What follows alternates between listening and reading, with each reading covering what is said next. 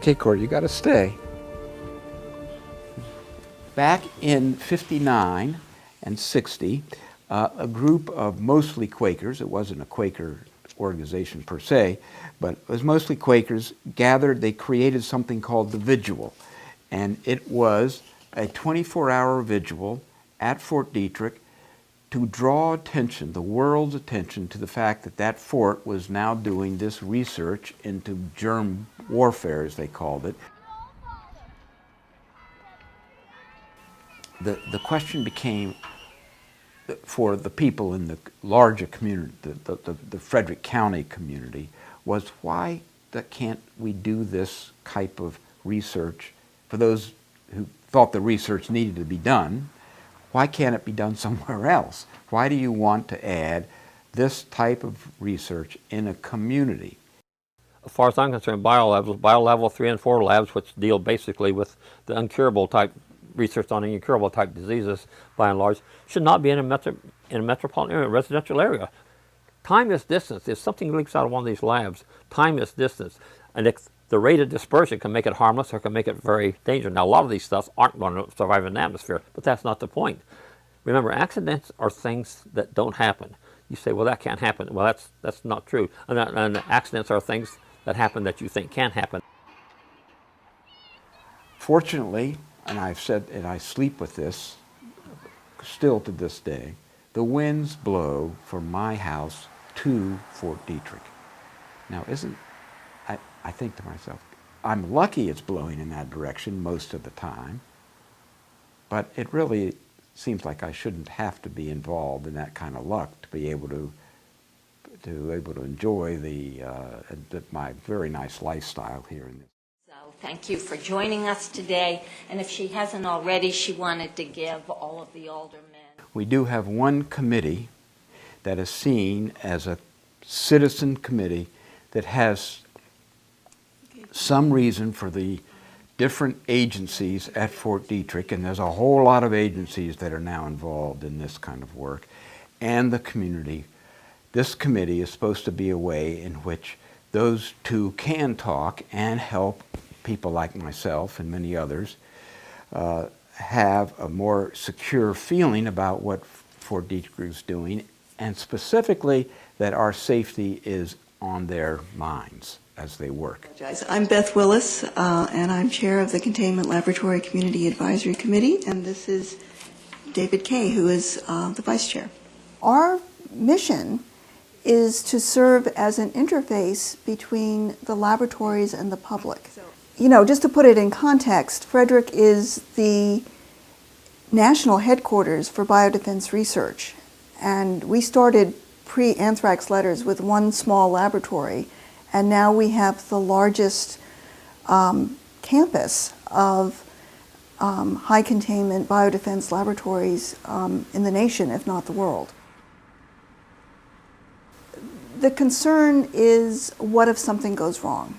Our scope of work includes all of the large federal labs located at Fort Detrick, but it also, I mean, Frederick is a booming biotech community, and it's an important, very important industry to Frederick. Our scope includes any biosafety level 3 labs. Now, these are labs that would work with things potentially like anthrax or plague, things that are not considered bioweapons pathogens, but certainly could cause a public health problem if not properly handled. We think having employment and the stability of that employment is very good for our community. There certainly have also been some concerns from some people about public health and safety risks. I think if you look around the country, you see some of these high containment labs in university settings and in other settings. And I think one of the advantages of having this work done at Fort Detrick is you have a much more secure environment. And because you have multiple layers of security in terms of access and control, and it is a public body that does have a public relationship with the community. So is it perfect? No. Is it something we work on? Yes. It is very important to know lots about how robust the procedures and the safety programs are. But what people are really interested in is how well it's working. We all assume they've got great equipment and terrific procedures. But the committee has therefore, and certainly because of the kinds of questions we've gotten from the community, taken a position that we would like to see fact-based evidence of safe operations, because our committee does not feel it is appropriate for us to stand there and say, we've toured the labs, let me assure you it's safe. That's as condescending as anything we've heard from others, and we're not going to do that.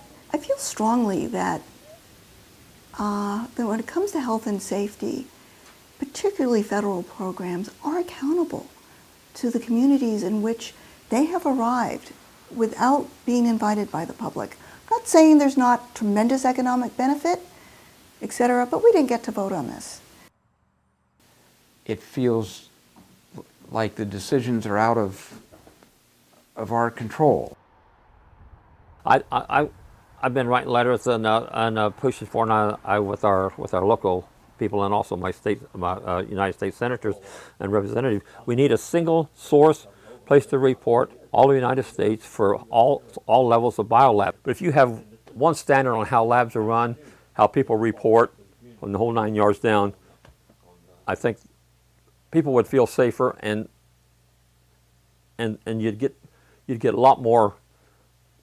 I think you get a lot more research done because people would have confidence and they wouldn't mind spending the money and to apply to this research, because they would feel that it was being regulated and that they would have a say in it through their elected officials. I think the people of Frederick could handle more information about where the dangers lie. I don't know where the line should be drawn, but at this point, not having any information about where the dangers lie is only going to continue this suspicion and make Fort Detrick not a part of the community, but feel like an alien force within the community to many folks.